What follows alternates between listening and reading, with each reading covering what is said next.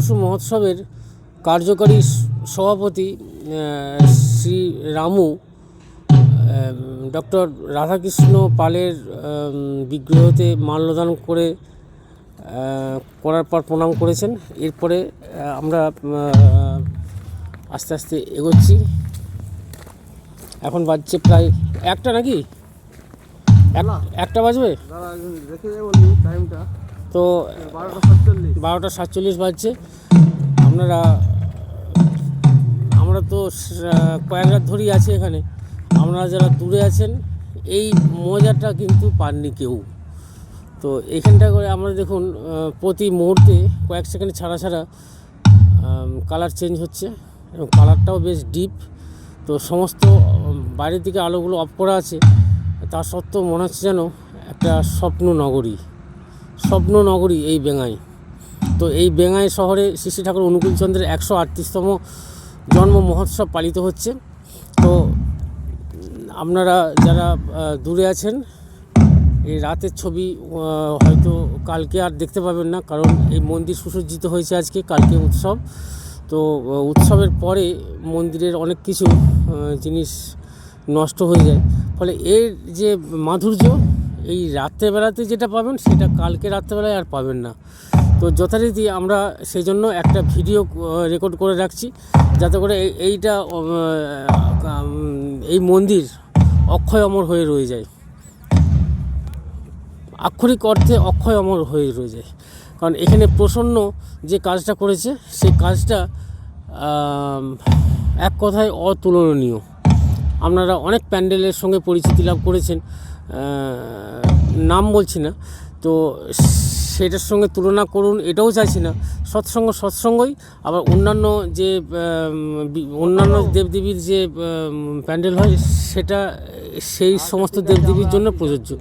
তো সৎসঙ্গে সাদা কাপড়ের উপর নীলের একটু টাচ থাকে, আর বাকি হচ্ছে শোলাটাও সাদা হয়, আর সমস্ত কিছুই হচ্ছে আমাদের দেওঘরের যে নির্দেশিকা সেই নির্দেশিকা অনুযায়ী আমরা পালন করি। তো একবার শুধু জাস্ট ঘুরে নিচ্ছি, কারণ এইটা ওইখানে আছে আমাদের প্রধান প্রবেশদ্বার। তো এটা আমাদের প্রাঙ্গণ, এই প্রাঙ্গণটাও এভাবে আর দেখা যাবে না কালকে উৎসবের পর, কারণ সবই লাইট অফ হবে, ফুলগুলো ছিঁড়বে, শোলা একটু নষ্ট হবে, তারপরে এইসব জায়গাগুলো যে পরিষ্কার পরিচ্ছন্ন দেখছেন এইগুলো অনেক নষ্ট হবে, অনেক নোংরা হবে। কালকে আর এরকম পরিষ্কার ছবি আর পাবেন না, আর কখনো পাওয়া যাবে না। আজকে অন্তিম রাতে যে ছবিটা আপনাদেরকে দেখাতে পাচ্ছি। আমরা মূল মন্দিরে প্রবেশ করছি।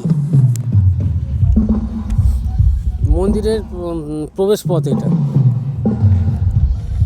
আস্তে আস্তে আমরা যাচ্ছি।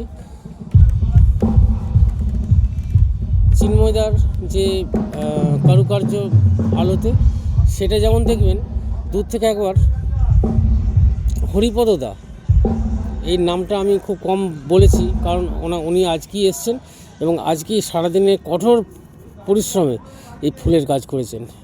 কী যে ফুলের কাজ, কী যে জাদু করে গেলেন। আমি এই কিছুক্ষণ আগে 15 মিনিট আগে হরিদাকে জড়িয়ে ধরলাম, মানে এটাকে হাগ বলে, এত আনন্দ পেয়েছি আমি। এই জড়িয়ে ধরার মধ্যে যে কী তৃপ্তি আছে বলে বোঝাবো। আমি হরিদাকে দিয়ে প্রচুর কাজ করেছি। হরিদা এই যে আমার সামনে আসছে হরিদা, চন্দ্রনগরের চন্দ্রকোনাতে, না আপনার বাড়ি চন্দ্রকোনাতে? তো আচ্ছা, আপনি আজকে যে কাজটা করলেন, যে কাজটা করার জন্য আমি আপনাকে আনন্দে জড়িয়ে ধরেছিলাম, তো এটা আমি আপনাকে আগে কখনো করিনি। তো প্রচণ্ড ভালো কাজ হয়েছে। এত ভালো কাজ আপনি আমাদের মন্দিরে প্রচুর করেছেন কাজ, এত ভালো কাজ আপনার হাতে কখনো পাইনি বলে আজকে আনন্দে জড়িয়ে ধরেছি। এই কাজটা করে আপনার কেমন আনন্দ হচ্ছে? খুবই ভালো লাগছে। ভালো আছে না? মানে এই কাজটার মধ্যে যে আপনি যে এই ডিজাইনটা কোত্থেকে পেলেন? এই ডিজাইনটা আগে তো কখনো আপনাদের মন্দিরে করেননি। এই ডিজাইনটা আমি নতুন ভাবনা চিন্তা করে বার করেছি। এটা আপনার নিজস্ব চিন্তা ভাবনা? মূল মন্দিরে এই ডিজাইনটা হরিদার নিজস্ব চিন্তা ভাবনা, এবং কিভাবে যে উনি যে করে ফেললেন মাথার উপর, কি সুন্দর দেখুন। একটা সামনের দিক দিয়ে এগিয়ে এনেছেন, তারপরে পাশ থেকে একটা হালকা বেন্ড করেছেন। অভাবনীয় অভাবনীয় কারুকার্য, মানে ব্রেনকে আমি স্যালুট জানাই। হরিদা, আপনাকে জয়গুরু জানাই। আপনার শ্রী শ্রী ঠাকুরের রাতুল চরণে আপনার পরিবারের, আপনার পারিপার্শ্বিকের মঙ্গল প্রার্থনা করি। জয়গুরু। তো এদিকে আপনি দেখতে পাবেন যে পুরো মন্দিরের ভিতর দুর্দান্ত রকমের সোলার কাজ, থার্মোকল সোলার কাজ।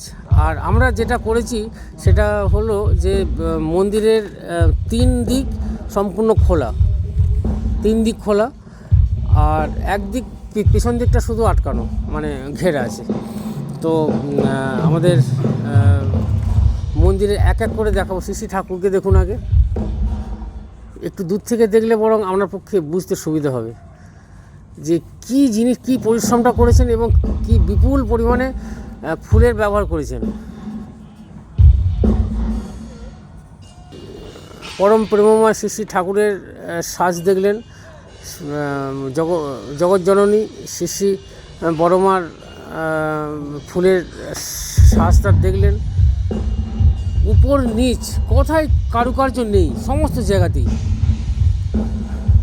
ফুলদানির কাজ থেকে শুরু করে কত কি নিখুঁত কাজ করেছেন, একেবারে নিখুঁত। আমি এই কাজে আমি এক ফোঁটা ত্রুটি দেখতে পাইনি, একদম নিখুঁত কাজ। এখানে জারবেরার প্রচুর ব্যবহার আছে, প্রচুর, মানে জারবেরা বলতে একটু দেখিয়ে নিই।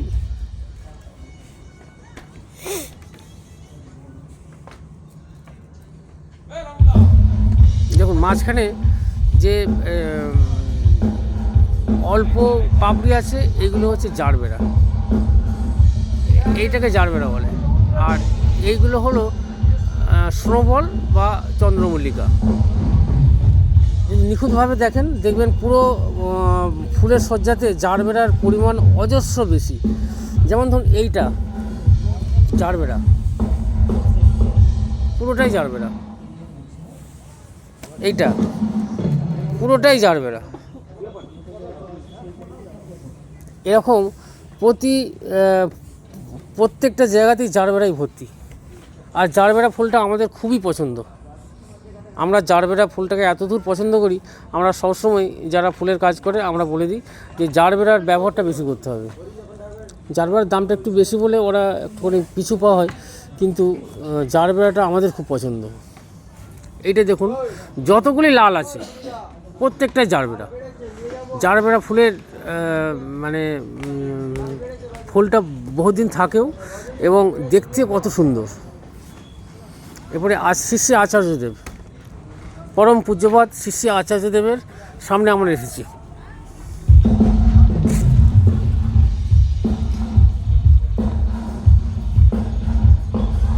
দেখুন প্রত্যেকটা জায়গাতে ফুলের কি অপরূপ সাজ।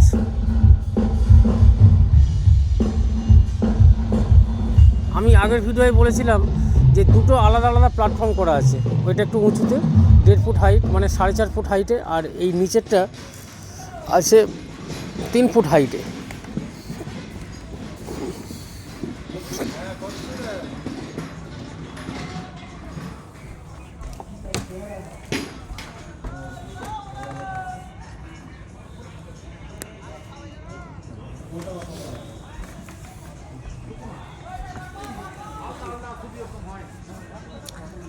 এত সুন্দর ঠাকুরকে সাজানো হয়েছে, বড়মাকে সাজানো হয়েছে, শ্রী শ্রী বড়দাকে সাজানো হয়েছে, আচার্যদেবকে সাজানো হয়েছে। আমার ভিডিও থেকে আমাকে সরে আসতে ইচ্ছা করছে না। মানে 2.5 মাস ধরে যে কঠোর পরিশ্রম, সেই পরিশ্রম যেন আজকে পরিপূর্ণতা লাভ করলো। এই ধরুন আজকে ভোর হয়ে এসছে, আর কিছুক্ষণ পরেই ভোর হবে, তারপরেই উষা কীর্তন, তারপরেই প্রার্থনা, তারপরেই আমাদের যে অন্যান্য মাঙ্গলিক কাজ সেগুলো হবে। তো আমার কিন্তু ভিডিও ছাড়তে ইচ্ছা করছে না, মন প্রাণ ভরে গেছে আজকে। আমার এতদিন ধরে উৎসব করছি আমরা, তো এত সুন্দর সাজ, এত সুন্দর পরিপূর্ণতা, উৎসবের পরিপূর্ণতা। উৎসব প্রকৃতপক্ষে ঠাকুর সাজের উপরই নির্ভর করে। ঠাকুরকে কত সুন্দরভাবে আমরা সাজালাম, তাতেই রয়েছে উৎসবের পরিপূর্ণতা। আমরা কিন্তু যেভাবে সাজিয়েছি পুরো মণ্ডপকে, তো আমাদের সমস্ত কিছু যেন ভরে গেছে আজকে। ওদিক দিয়ে যে শব্দটা আসছে, এই শব্দটা হলো পৃথিবী ব্যান্ড শ্রী শ্রী ঠাকুরের গান ও কীর্তন করবে। কৌশিকদা এসে গেছেন, মন্দিরে আছেন এখন। তো তাদের যে সাউন্ডের ইঞ্জিনিয়াররা আছে, তারা ওর প্র্যাকটিস করছে আর কি। মানে ওদের একটা নির্দিষ্ট টিউন আছে, সেই টিউনটা প্র্যাকটিস করে নিচ্ছে একবার। বাদ বাকি সব কিছুই আপনাদের বলে দিয়েছি, সাইড থেকে আর একবার দেখে নিই।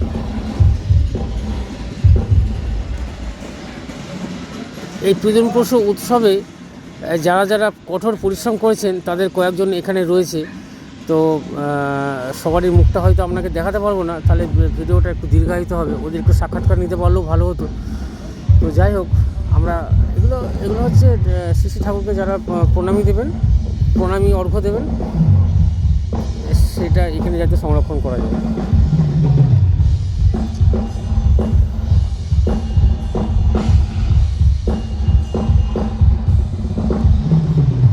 সকলকে জয়গুরু।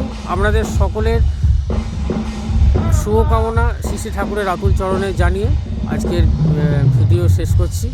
জয়গুরু।